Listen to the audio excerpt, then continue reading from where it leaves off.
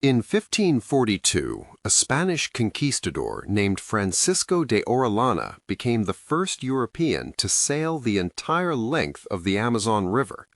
He hadn't planned it that way. He left with Gonzalo Pizarro's expedition through the Andes, searching for cinnamon, of all things. When the supplies ran out and men started dying, Orellana built a small boat and headed downriver hoping to find food. He never turned back.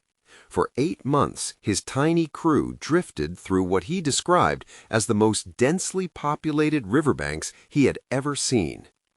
His chronicler, a monk named Gaspar de Carvajal, who lost an eye to an enemy arrow during the journey, wrote it all down. Cities stretching unbroken along the banks for dozens of kilometers, hundreds of canoes coming out to meet them, roads disappearing into the forest, fortified settlements, fields, food stores enough to feed 1,000 men. Orellana wasn't describing scattered tribes. He was describing a civilization with chiefs, warriors, agriculture, and infrastructure.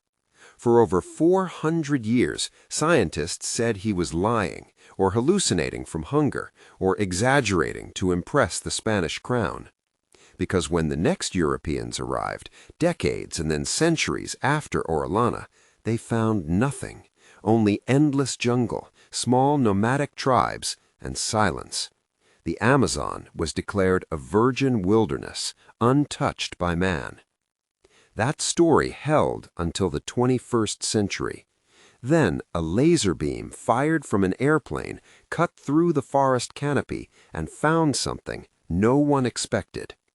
Today, we're going to look at 7 discoveries made in the Amazon jungle that, according to 20th century science, should not exist.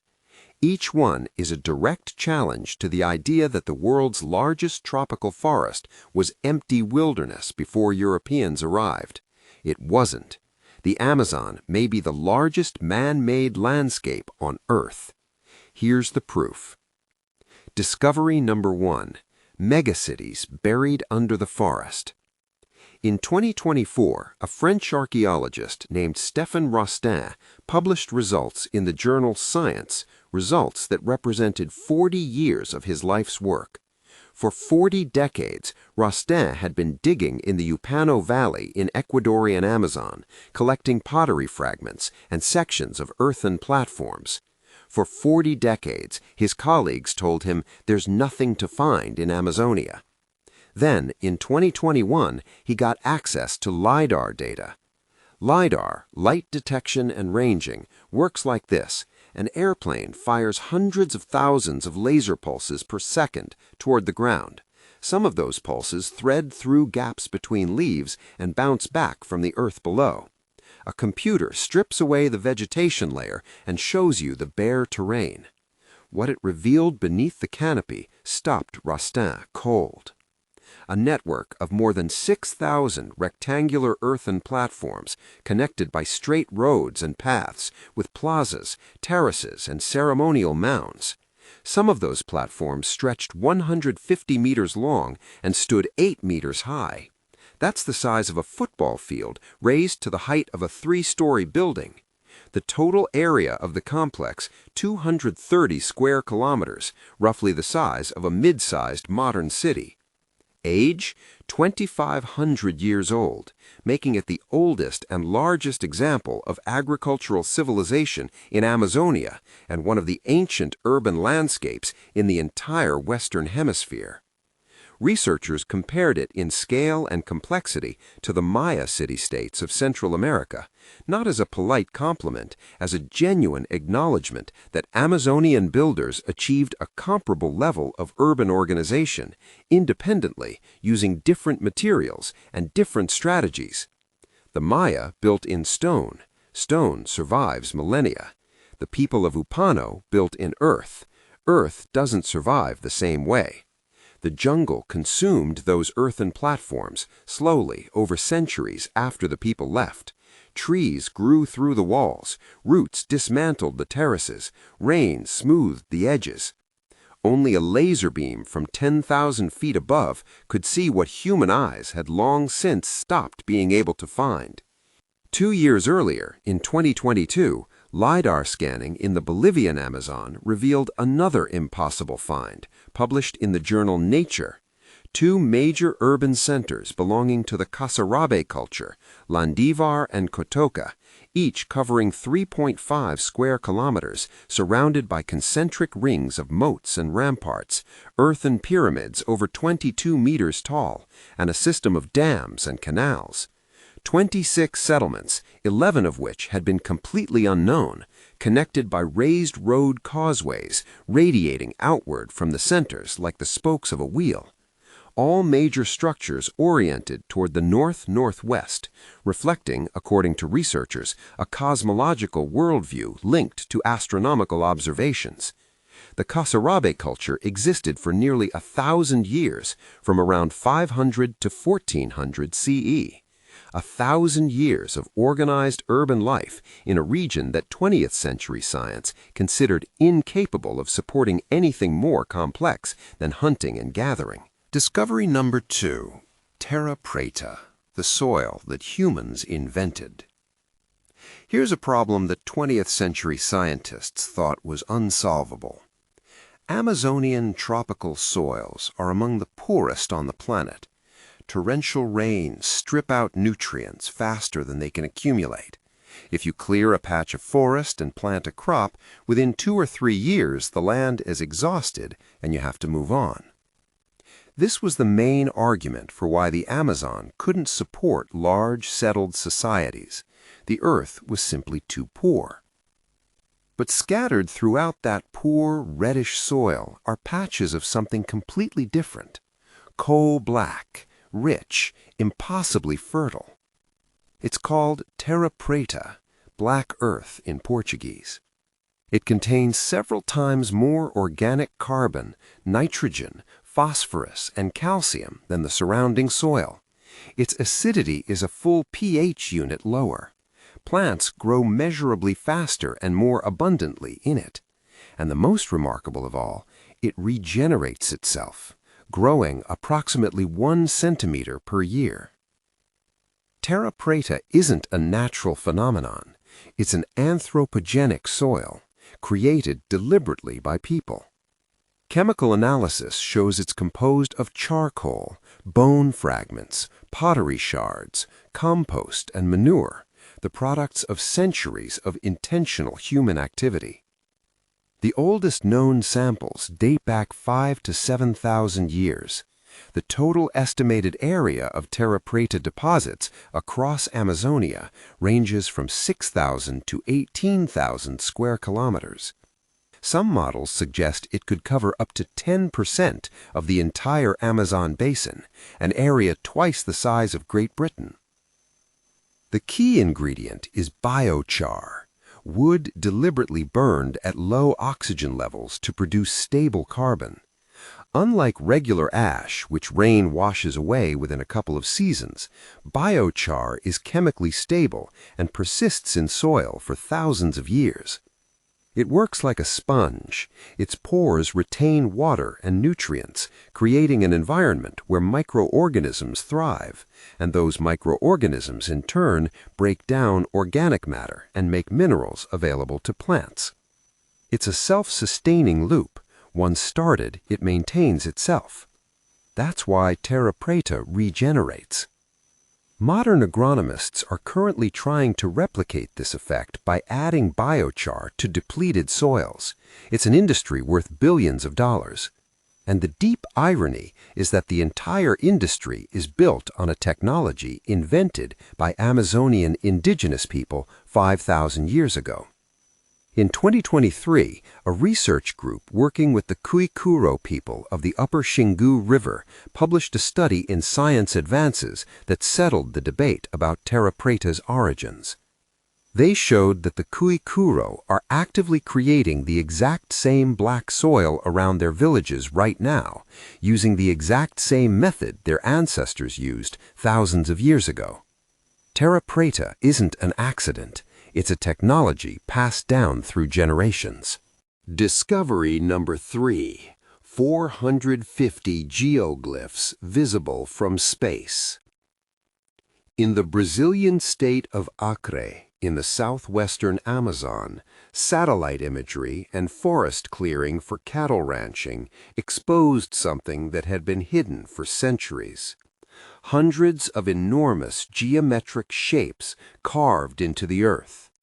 Perfect circles up to 300 meters in diameter, squares, octagons, ovals, elaborate compound forms, sometimes several geometric shapes nested inside each other, like the Olympic rings. Ditches up to 4 meters deep and 8 meters wide, surrounding platforms where archaeologists found almost no domestic refuse, no pottery shards, no bones, no ash. These weren't settlements.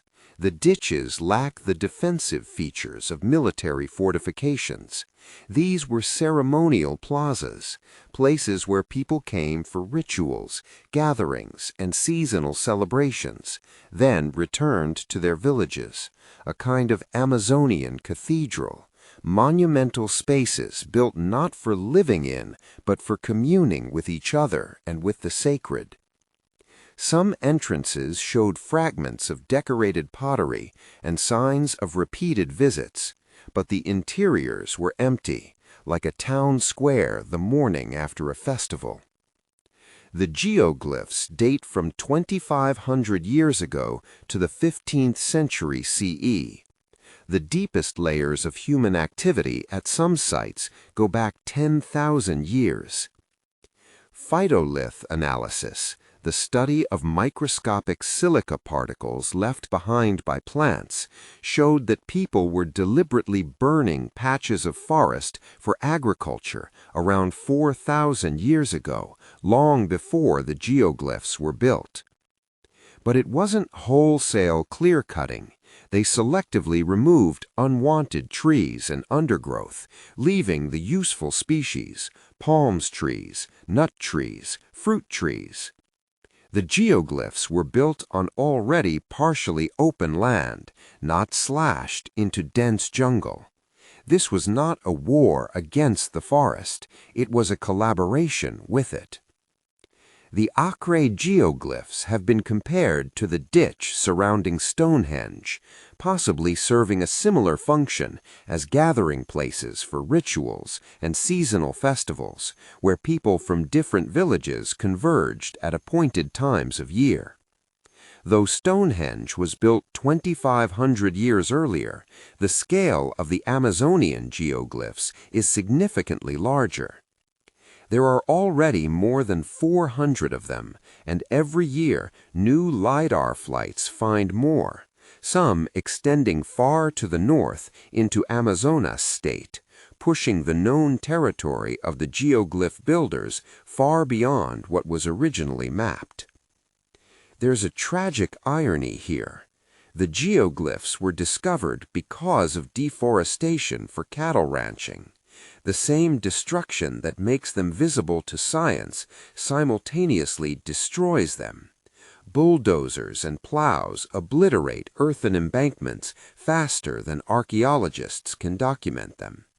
The Acre geoglyphs are in line for UNESCO consideration, but protection on paper is a very different thing from protection on the ground. Discovery number 4. Orellana was right all along.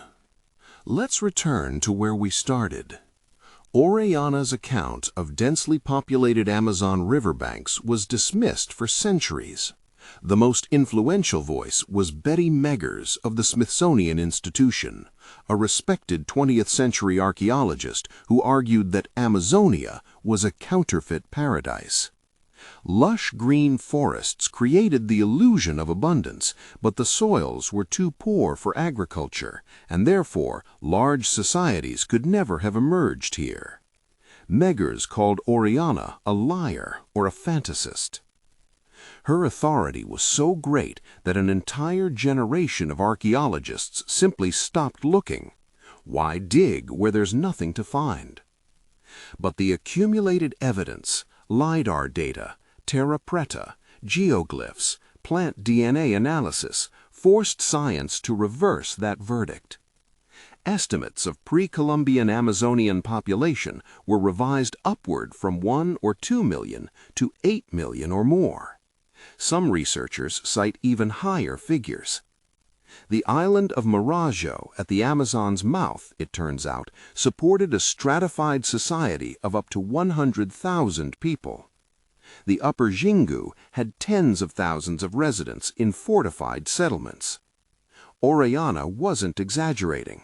He was describing a world that was about to be erased from existence. So what happened between Orellana's visit and the arrival of the next Europeans? Catastrophe. Smallpox, measles, influenza, and the other diseases introduced by Europeans spread through trade networks faster than the Europeans themselves could travel. Viruses don't need horses or ships, they move person to person. And along the densely populated riverbanks that Orellana described, they swept through like fire through dry grass. Demographic estimates suggest that within the first century of contact, between 70 and 90% of indigenous populations across the Americas died. Tens of millions of people continent-wide. Millions in the Amazon alone. By the time subsequent expeditions reached the Amazon, most of the inhabitants were already gone. Villages emptied, fields went to seed, roads disappeared under vegetation. The Terra Preta remained, but the people who knew how to create it were dead. Survivors were forced into semi-nomadic existence, not because they had always lived that way, but because their societies had been destroyed and could no longer support settled agriculture. Within a few decades, the jungle swallowed everything that people had built over thousands of years. Tropical forest heals fast. Within 100 years, a city becomes impenetrable thicket. Within 500, no trace remains visible to the naked eye. Europeans who came later found what looked like untouched wilderness. But it wasn't untouched wilderness. It was a post-apocalyptic landscape, a world from which disease had erased 90% of its population and nature had filled the void. 20th century scientists mistook that post-apocalypse for the original state of things. Discovery number 5. Roads through the jungle. LiDAR scanning revealed yet another impossible feature, a road system. Not footpaths worn by people and animals, engineered raised causeways, elevated 1 to 1.5 meters above the floodplain, straight as arrows, extending for kilometers through dense forest. In the Bolivian Amazon alone, more than 1,000 kilometers of such causeways and canals have been mapped, connecting settlements of the Casarabe culture. The roads radiate outward from urban centers like wheel spokes, leading to suburban settlements, which in turn connect to smaller villages and seasonal camps. This isn't a chaotic network, it's a hierarchical structure that archaeologists compare to the road systems of the Roman Empire or the Inca Empire. Built not in stone, but in earth, and hidden beneath the tropical forest that reclaimed it over 5 or 6 centuries after the people left. Some causeways are flanked by parallel drainage canals. Amazonian engineers controlled flood levels, turning seasonal marshes into managed fish ponds. The fish ponds identified by LiDAR appear to have formed a deliberate aquaculture system, providing protein for thousands of people. This isn't primitive foraging, it's hydraulic engineering planned at a regional scale, with calculations accounting for seasonal water fluctuations and fish migration patterns. Discovery number 6. The Pyramids of the Amazon. Yes, there are pyramids in the Amazon. Not stone, like Egypt or the Maya. Earthen, but no less extraordinary for that. LiDAR scanning in Bolivia's Llanos de Mojos revealed conical and platform earthen pyramids more than 22 meters tall at the centers of Casarabe settlements. That's roughly a 7-story building, constructed without metal tools, without wheeled transport, without draft animals. These pyramids stand on raised platforms, surrounded by moats and ramparts, and appear to have served as ceremonial and administrative centers. The Amazonian equivalent of Teotihuacan's pyramids or Maya temple platforms. Heiko Prumers of the German Archaeological Institute, one of the study's authors, said, "I'm convinced that in the next 10 to 20 years we'll see more such cities, and some of them will be even larger." Building pyramids from earth, without stone, without metal tools, without draft animals, required the organized labor of thousands of people over years or decades. Every cubic meter of earth had to be dug with stone or wooden implements, carried by hand in baskets, and packed down with hands and feet. Calculations of the volume of displaced soil give figures in the hundreds of thousands of cubic meters for a single major center. That is simply impossible without centralized authority capable of mobilizing labor, ensuring food supply, and coordinating construction. The existence of these pyramids proves that complex, stratified societies existed in the Amazon, with chiefs, priests, engineers, and organized labor. Everything that 20th century science insisted was impossible. In a tropical forest with poor soils and seasonal floods. They can. They did. And the evidence of that civilization, the Terra Preta, the geoglyphs, the roads, the pyramids, the domesticated trees, lies directly beneath our feet, beneath the roots of the trees grown from seeds planted by people who lived 1,000